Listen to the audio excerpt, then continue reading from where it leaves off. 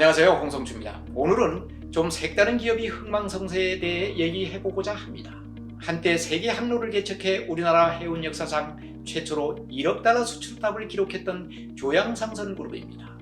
조양상선은 버스회사에서 출발해 해운, 보험, 식품 등 다양한 기업군을 거느리며 승승장구하던 재벌그룹이었습니다. 그러나 모기업인 조양상선이 부실화하면서 지금은 천하장사로 유명한 진주엠 회사만 명맥을 유지할 뿐 거의 몰락한 그룹이 되고 말았습니다. 한때 서울 강남이 랜드마크 빌딩이었던 제일생명 사옥을 가질 정도로 부와 명성을 자랑하던 조양상선 그룹이 왜 이 지경이 됐는지와 그룹이 해체된 뒤 어떤 기업이 살아남았는지를 살펴보겠습니다. 조양상선을 창업한 사람은 경남 밀양 출신이 박남규 회장입니다. 3남 2녀 중 장남으로 태어난 박남규 회장은 14살 때 돈을 벌기 위해 일본 고베로 건너가 악착같이 일을 하며 돈을 벌었습니다. 어느 정도 돈을 벌었다 생각한 박 회장은 귀국해서 부산에서 일본군이 쓰던 군용 트럭을 버스로 개조해 운수업을 시작합니다. 운수업을 할 때 동생 둘도 합류했습니다. 해방 후에는 전기화물 회사를 설립해 사세를 불려나가기 시작했습니다. 본격적인 사업은 1949년 천일여객을 설립하면서였습니다. 박남규 회장 3형제는 미군이 사용하다가 폐차한 차를 불화받아 드럼통을 펴고 붙여 시외버스로 개조해 운영했었던 것입니다. 이 천일여객이 나중에 천일고속으로 발전합니다. 광주에서 운송업을 시작해 대구로 발전시킨 구무그룹 박인천 회장과 비슷한 전철을 받게 됐다고 하면 이해가 쉽게 될 것입니다. 버스 사업으로 돈을 벌게 되자 해운업으로 이 진출을 시도합니다. 1961년 조양상사를 설립해 바다로 나가기 시작했습니다. 2년 뒤에는 조양상사를 조양상선으로 개명해 본격적인 해운업에 뛰어들었습니다. 조양상선은 이때부터 승승장구합니다.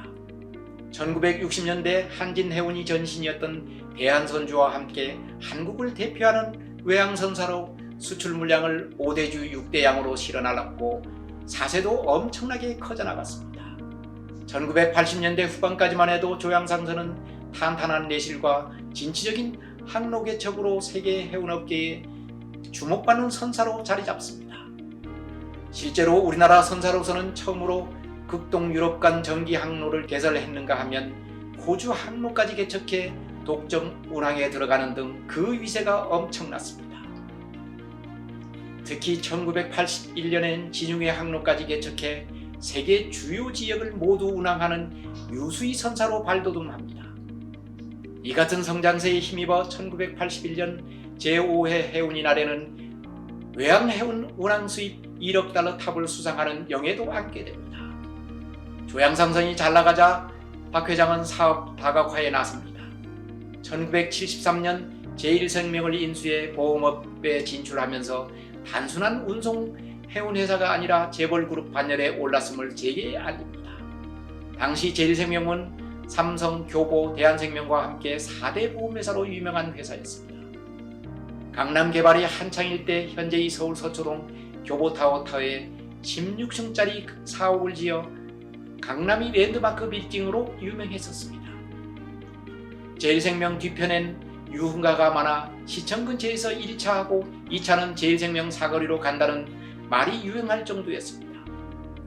제1생명 사거리라는 이름은 2003년 현재의 교보타워가 지어지면서 교보타워 사거리로 바뀌어 오늘에 이르렀습니다. 제1생명은 나중에 알리안츠에 매각되었다가 주인이 몇 번 바뀌고 지금은 ABL생명이 되었습니다. 한창 잘나갈 때 박남규 회장은 운수사업을 함께 거들었던 두 동생에게 분가시킵니다. 바로 밑 동생인 박남수 회장에겐 천일여객을, 막내인 박남도 회장에겐 천일전기화물을 맡겨 독립하도록 했습니다. 박남규 창업회장은 다른 창업회장과 달리 동생들에게도 섭섭하지 않게 회사를 떼어주고 독자 경영을 하도록 한 것입니다. 이 천일여객 그룹은 그 덕택에 모그룹인 조양상선이 넘어질 때 영향을 받지 않아 현재 후손들이 잘 운영하고 있습니다. 천일여객 등은 동생에게 넘겼지만 제1생명을 인수한 것을 시발로 우성산업, 창원개발, 진주햄 등을 잇따라 인수해 완전한 재벌 틀을 갖추게 됩니다. 여기서 주목받는 기업이 진주햄입니다. 진주햄은 천하장사라는 브랜드가 더 유명할 정도로 어린이 간식이 대명사였습니다. 박남규 창업회장에겐 아들이 3명이 있습니다. 후계자였던 장남이 50대 초반 때 지병으로 별세하자 차남을 부회장으로 앉혀 경영을 맡겼으나 IMF 때 그룹이 해체되는 기운을 맞고 맙니다. 박 창업회장은 3남인 박재복 회장에게 진주햄을 독자 경영토록 했습니다. 1985년 인수한 진주햄은 이때부터 창업회장이 3남인 박재복 회장 집안에서 운영하게 되는 것입니다. 조양상선이 쓰러질 때 진주햄을 지킬 수 있었던 것은 일찍부터 3남이 독립 경영을 해왔기 때문입니다. 요즘 진주햄이 주목받기 시작하는 것은 다름 아닌 박재복 회장이 2세 경영인들이 수제맥주 사업에 진출하는 등 활발하게 사업을 벌이고 있어서입니다. 진주햄은 박남규 회장이 손자인 박경진 두 형제가 공동대표로 있으면서 형제 경영을 이어가고 있습니다. 형보다 동생인 박경진 대표가 먼저 부친을 도와 진주햄 경영에 참여했고 형은 한참 뒤인 2013년부터 경영에 참여했습니다.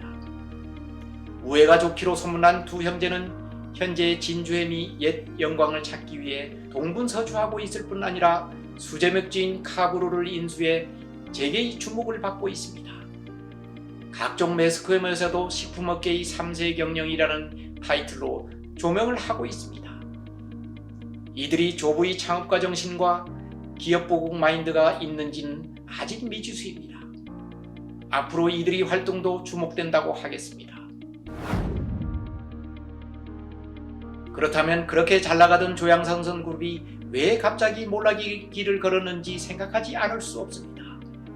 업계에 정통한 인사들이 얘기를 종합해보면 조양상선이 좌초는 1990년대에 들어서면서 조짐이 나타났다고 합니다.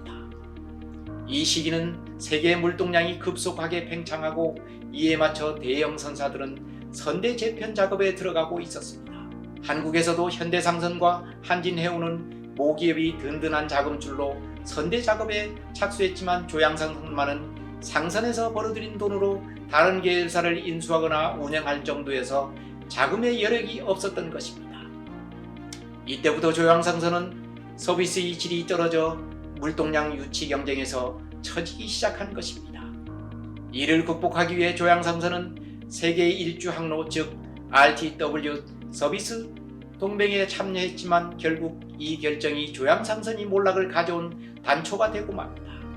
3천억 원이라는 거금을 투자한 세계 일주 항로 서비스는 기대했던 만큼의 효과를 거두지 못하고 조양상선이 유동성에 문제만 발생하고 맙니다. 이 와중에 서울 서초동이 그 유명한 정보사 땅 사기 사건의 계열사인 제일생명이 연루되면서 그룹 이미지에 치명타를 가하고 맙니다. 정보사 땅 사기 사건은 1992년 노태우 대통령 말기에 일어난 희대의 사기 사건입니다. 서울 서초구 법원 인근에 있는 4만 8천여 평의 정보사 땅은 강남 개발이 이루어지면서 황금부지로 바뀌어갔습니다. 강남 한복판에 자리잡게 돼 결국 정보사가 이사를 가야 할 것이라는 판단하에 육사 출신이 예비역 육군대령이 주동이 돼 이 부지를 비밀리에 민간에 넘긴다는 말을 흘리며 대기업들에 접근하기 시작한 것입니다. 여기에 제일생명이 걸려든 것입니다. 제일생명은 이들이 말을 믿고 예금 230억 원과 어음 430억 원 등 총 660억 원을 건넸습니다. 나중에 이것이 사기로 밝혀지고 이들이 모두 구속되었던 것입니다. 제일생명으로서는 망신이 아닐 수 없었습니다. 박남규 회장도 이 문제로 검찰에 불려가 조사를 받는 수모를 당합니다.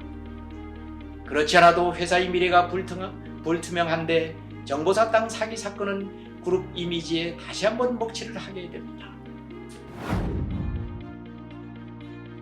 1990년대 말 터진 IMF 사태는 그룹을 더욱 낭떠러지로 몰아넣습니다. 박남규 회장은 마지막까지 모기업인 조양상선을 살리기 위해 제일생명을 다국적 보험사인 알리안츠 생명에 4,300여억 원에 매각하는 등 자구 노력을 했으나 무의로 끝나고 말았습니다. 결국 2001년 법정 관리를 신청하기에 이르렀고 법원은 조양상선에 대해 파산 선고를 하고 맙니다. 조양상선이 몰락하는 순간입니다. 2006년 박남규 창업회장은 83세를 일기로 영면했고 그의 파란만장했던 인생도 역사 속으로 사라지고 말았습니다. 박 창업회장이 세 아들도 현재 모두 타계했습니다. 현재 남아있는 회사는 창업회장이 두 동생에게 분가한 천인력의 그룹과 셋째 아들이 독자 경영했던 진주햄뿐입니다. 이들 회사도 일찍 분가가 되지 않았다면 아마 역사 속으로 사라졌을지 모릅니다. 오늘은 한때 한국이 3대 해운사로 6대주 5대장을 주름잡던 조양상선 그룹이 흥망성쇠에 대해 알아봤습니다. 서울 소공동의 조양상선 그룹 빌딩은 인수한 회사마다 망해 한때 흉지로 소문나기도 했었습니다. 어쨌든 창업회장이 그토록 애지중지하던 조양상선은 없어졌지만 그래도 몇 기업이 생존해 창업회장이 정신을 이어받고 있습니다. 그들이 앞으로 어떻게 기업을 경영할지는 아직은 미지수입니다. 창업회장을 뛰어넘는 기업가 정신을 발휘할 수 있을 것인가는 숙제로 남는다고 하겠습니다. 경청해 주셔서 감사합니다.